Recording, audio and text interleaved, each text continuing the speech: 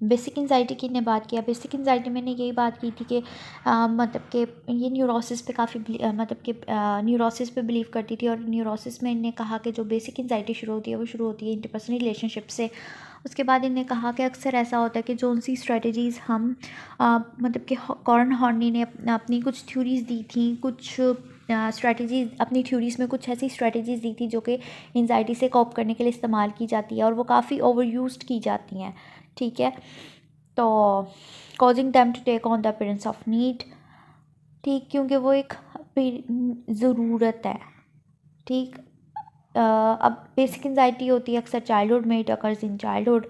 Pervasive feeling of loneliness, helplessness, जब एक इंसान को बहुत ज़्यादा अकेलापन और बेबस महसूस होता है तब एंजाइटी होती है।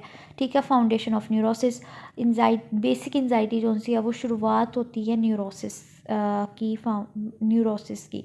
ठीक है, शुरुआत में बेसिक एंजाइटी न्यूरोसिस की शुरुआत बेसिक एंजाइटी से होती है। अब यहाँ पे कंपोनेंट्स क्या हैं बेसिक एंजाइटी के? जब हमें बेचैनी मतलब कि बेबसी महसूस हो रही हो, हेल्पलेसनेस, बेबसी। ठीक है, हॉस्टिलिटी, बहुत अकेलापन महसूस हो रहा हो और ऐसा महसूस हो रहा हो कि लोग या कोई भी हमसे मुखलिस नहीं है। ठीक है, हर कोई हमारे ख़िलाफ़ ही जा रहा है, हमें लोगों का अपने आप से दूर दूर होना महसूस हो। और आइसोलेशन, जब हम अपने आप को बिल्कुल अकेला कर लें। हॉस्टिपैलिटी, हॉस्टिलिटी। हॉस्टिलिटी जो सी, सॉरी फॉर द वर्ड के एक्चुअली फ्लो हुआ है तो इसलिए प्रोनाउंसिएशन नहीं हो रही सही से।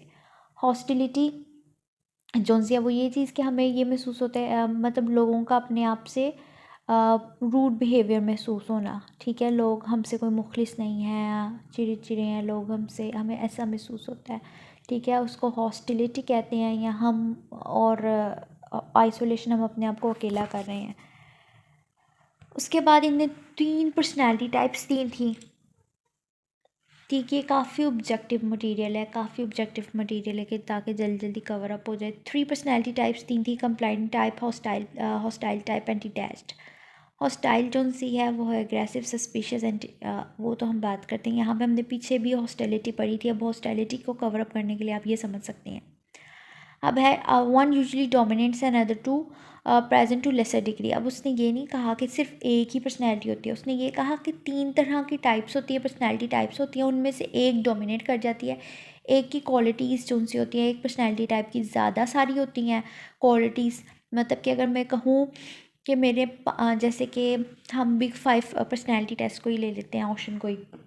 अगर मैं कहूँ ओपननेस जो सी है, ओपननेस 60% ओपननेस है और 40% ओपननेस नहीं है। ठीक, तो एग्रीएबलनेस 2% है, तो 98% एग्रीएबलनेस नहीं है।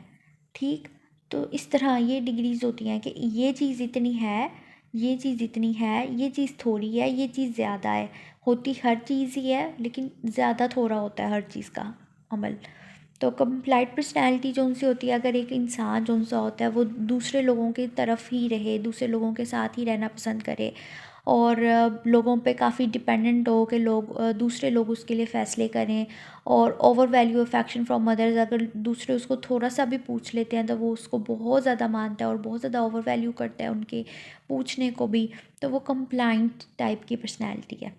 ठीक है, उसके बाद है hostile type. Hostile type moving against the people, कि ये लोगों के ख़िलाफ़ चलते हैं, अग्रेसिव होते हैं, सस्पिशियस होते हैं, शक्की, एंटी सोशल, लोगों से मिलना जुलना नहीं पसंद। The detached personality moving away from the people. Hostile है अगेंस्ट, डिटैच्ड है अवे। अब डिटैच्ड क्या करता है कि वो लोगों से दूर दूर रहता है, लोगों से ज़्यादा बातचीत नहीं, ज़्यादा सोशलाइजेशन नहीं, ego centric person are ego centric, अपने आप में रहने वाले, अपना आप उनका सही है, अपना आप में उनका गलत है। ठीक है, अपने ही नज़रियात में चलने वाले। अब मैं ये नहीं कहूँगी सिर्फ डिटैच पर्सनैलिटी होगी, अब डिटैच पर्सनैलिटी की कुछ करैक्टरिस्टिक्स जो सी होंगी वो डोमिनेट कर जाएंगी, कुछ करैक्टरिस्टिक्स जो सी हैं हॉस्टाइल की वो कम होंगी, कंप्लाइंट की उससे कम होंगी। यही होगा कि पर्सनैलिटी तीनों ही मौजूद होंगी लेकिन ज़्यादा कम की रेशो में। उसके बाद न्यूरोटिक ये था कॉरेंट हॉर्नी। ठीक है, कॉरेंट हॉर्नी। न्यूरोटिक नीड्स को अगर हम देख लें, न्यूरोटिक नीड्स में इरेशनल डिफेंसेस हैं और न्यूरोटिक ट्रेंड्स हैं। इरेशनल डिफेंसेस क्या है? Against anxiety that become a permanent part of personality and that affects behaviour. ठीक। Neurosis occurs because of conflict between man and environment. Neurosis क्या होता है कि जब एक इंसान का अपने इन्वायरमेंट इर्द गिर्द से इख्तलाफ पैदा होना शुरू हो जाए, उसे लाइक कि अगर हम डिप्रेशन की बात करें, उसे अपने इर्द गिर्द में कोई प्लेयर नहीं महसूस होता, कोई इंटरेस्ट नहीं रहता, कुछ अच्छा नहीं लगता, और वो अपनी ज़ात से खुद भी परेशान होना शुरू हो जाता है। एंजाइटी की बात कर लें तो वही चीज़ कि उसको लगता है कि उसके साथ बुरा हो जाएगा, फ़लानी जगह से ये हो जाएगा, फ़लानी जगह से ये हो जाएगा, बेबस हूँ मैं कुछ कर नहीं पा रही और मैं क्या करूँ। ठीक। हर नेगेटिव थॉट्स। तो यहाँ पे भी यही बात की हुई है। ठीक। उसके बाद फिर हम बात करते हैं न्यूरोटिक ट्रेंड्स की। न्यूरोटिक ट्रेंड्स में movement of neurotic person in one of the three directions: moving towards the people, moving against the people, moving away from the people। ये हम अभी पीछे भी बात करके आए हैं। moving towards the people compliant person type, moving against the people zone C थी वो थी hostility type, और away from the people detached type। Neurotic persons हैं ये। Basic denominator to 3 in social maladjustment. ठीक। कि अगर कोई भी चीज़ हद से ज़्यादा हो जाए, ठीक, तो वो क्या है, वो सोशल माल एडजस्टमेंट की तरफ जाएगा। उसके बाद है 10 न्यूरोटिक नीड्स, वो 10 न्यूरोटिक नीड्स जो कि अक्सर लोगों को महसूस होगा।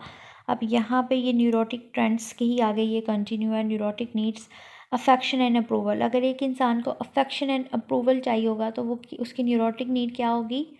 Gaining affection. लोगों से अफेक्शन लेने की कोशिश करेगा, और लोगों से अफेक्शन कैसे लेने की कोशिश करेगा? कंप्लाइंट टाइप बन के। ठीक। Dominant partner submissive. अगर कोई डोमिनेंट पार्टनर है तो वो सबमिसिव हो जाएगा। Power attaining power, attaining power करने के लिए हॉस्टिलिटी। ठीक। Exploitation attaining power, hostility personality. Prestige hostility personality. Admiration hostility. Achievement and ambition, ये हो सकती हैं डिटैचमेंट भी, हॉस्टिलिटी भी, कंप्लाइंट भी। ठीक। सेल्फ सफिशेंट, ये विदड्रॉइंग टाइप है, ये डिटैच्ड। ठीक। Perfection detached. ठीक। Narrow limits to life detach. ये सारी जो सी न्यूरोटिक नीड्स हैं जिनकी वजह से हमारी इन नीड्स की बेस पे हम अपनी पर्सनैलिटी टाइप बनते हैं एक, और उस पर्सनैलिटी टाइप में हमारी कुछ करैक्टरिस्टिक्स हाई हो जाती हैं। जिस तरह की हमारी न्यूरोटिक नीड होगी वो वाली पर्सनैलिटी टाइप की डिग्री जो सी रेशो जो सी होगी हमारी हमारी बिहेवियर में वो हाई हो जाएगी, पर्सनैलिटी में वो हाई हो जाएंगी। और जिनकी हमारी न्यूरोटिक नीड कम होगी, जो न्यूरोटिक नीड हमारी कम होगी, वो वाली पर्सनैलिटी टाइप जो सी होगी वो सबमिसिव होना शुरू हो जाएगी, ससेसिव होना शुरू हो जाएगी। खैर से उसके बाद है अटेम्प्ट टू कॉपिंग एंजाइटी। अब एंजाइटी से कैसे कॉप किया जाए, उसके लिए idealising self image. Neurotic people exaggerated unrealistic self appraisal, striving और कंपल्सिव, इनडिस्क्रिमिनेटेड और अनसेटिएबल। मतलब कि यहाँ पे आइडियलाइज सेल्फ इमेज के अपनी सेल्फ इमेज अच्छी करनी, अपनी ही नज़रों में अपने आप को वैल्यूड फील करवाना। सेल्फ अप्रेजल लेके चलना, अपने आप को एग्जैगरेट करना। ठीक है। तो ये चीज़ है आइडियलाइज सेल्फ इमेज की, ये एक कॉपिंग एंजाइटी कॉपिंग स्ट्रेटजी है। उसके बाद डिफेंस मैकेनिज़्म इसने 2 दिए थे, रैशनलाइजेशन एंड एक्सटर्नलाइजेशन। रैशनलाइजेशन में इन्होंने ये कहा था कि जस्टिफाइंग वन बिहेवियर और फेलियर बाय प्लॉजिबल और socially acceptable reason in the place of the real reason के असल वजह की बजाय अगर हम अपने लिहाज से वो ऐसा कोई रीज़न जो कि हमारे लिए ज़्यादा मुफीद है, ज़्यादा मोटिवेटिंग है, ऐसा कोई रीज़न अगर हम दे दें तो वो रैशनलाइजेशन। एक्सटर्नलाइजेशन के हम हमारे हर मोटिव और हमारे हर एक्शन को एट्रीब्यूट कर दें, अपने हर एक्शन और हर मोटिव को हम वजह बना दें कोई भी दूसरे external agent, not only to the undesirable ones. कि अपने डिज़ायरेबल और अनडिज़ायरेबल दोनों के लिए अगर हम हर चीज़ के लिए रिस्पॉन्सिबल किसी एक्सटर्नल वन को एक्सटर्नल एजेंट को बनाना शुरू कर दें तो वो एक्सटर्नलाइजेशन है। ये आपको डिफेंस मैकेनिज़्म वाले पे भी अच्छे से मिल जाएंगे विद एग्जांपल्स। उसके बाद है क्रिटिसिज्म ऑफ हॉर्नेस। हॉर्नेस पे क्रिटिसिज्म क्या हुआ है कि ये पार्शल है और इनकम्प्लीट इसकी थ्योरीज़ हैं, इसकी अप्रोच पार्शल और इनकम्प्लीट है। इग्नोर रोल्स ऑफ सोशोलॉजी, इसने सोशियोलॉजी एंथ्रोपोलॉजी एक पर्सनैलिटी को कैसे इन्फ्लुएंस करती है, इन रोल्स को इग्नोर किया है क्योंकि इसने सोशल एस्पेक्ट्स की बात की थी। लेकिन सोशियोलॉजी बहुत एक वास्ट सब्जेक्ट है और इसमें बहुत सी दूसरी चीज़ें आती हैं, उन सबको निगलेक्ट किया गया है। ठीक, हमें इन डिटेल में और तरीक़ों से या 5-6 तरीक़ों से एक ही बात नहीं समझाई। अगर मैं समझाती तो मैं भी आपको सोशियोलॉजी की कमी महसूस होती उनमें। मैंने सीधा सीधा स्टेट करके आपको बस मतलब बताया और एक कॉन्सेप्ट सीधा से एक कॉन्सेप्ट देने की कोशिश किया, कोई घुमा फिरा के बात ही नहीं की, ना एक्स्ट्रा बात की है। तो thank you so much for the watching. इस चैनल को लाइक सब्सक्राइब ज़रूर करिएगा। कोई भी सवाल जवाब है आप कमेंट में कर सकते हैं और अगर कोई लंबी तफसीर और लंबी सी कोई मतलब है तो आप वो इंस्टाग्राम में कर सकते हैं। वैसे इंस्टाग्राम में काफ़ी लोगों ने मुझे काफ़ी टेस्टों का कहा हुआ है, लेकिन आई एम रियली सॉरी, वो टेस्ट मोबाइल में मेमोरी शॉर्टेज होने की वजह से मैंने मोबाइल में अब नहीं रखे हुए और लैपटॉप में भी विंडो करवाई थी तो वो सारा मटेरियल यूएसबी में था, यूएसबी मिल नहीं रही और बाकी सारा मेरा मटेरियल मतलब सारा कुछ हार्ड फॉर्म में, और वो हार्ड फॉर्म में सेंड करना पिक्चर्स लेके काफ़ी मुश्किल हो जाता है मेरे लिए। I hope you can understand. Thank you so much. इस चैनल को लाइक सब्सक्राइब करें, अपना प्यार ऐसे देते रहें। अल्लाह हाफिज़, टेक केयर। और नेक्स्ट टॉपिक क्या होना चाहिए उस पर भी कमेंट करिएगा।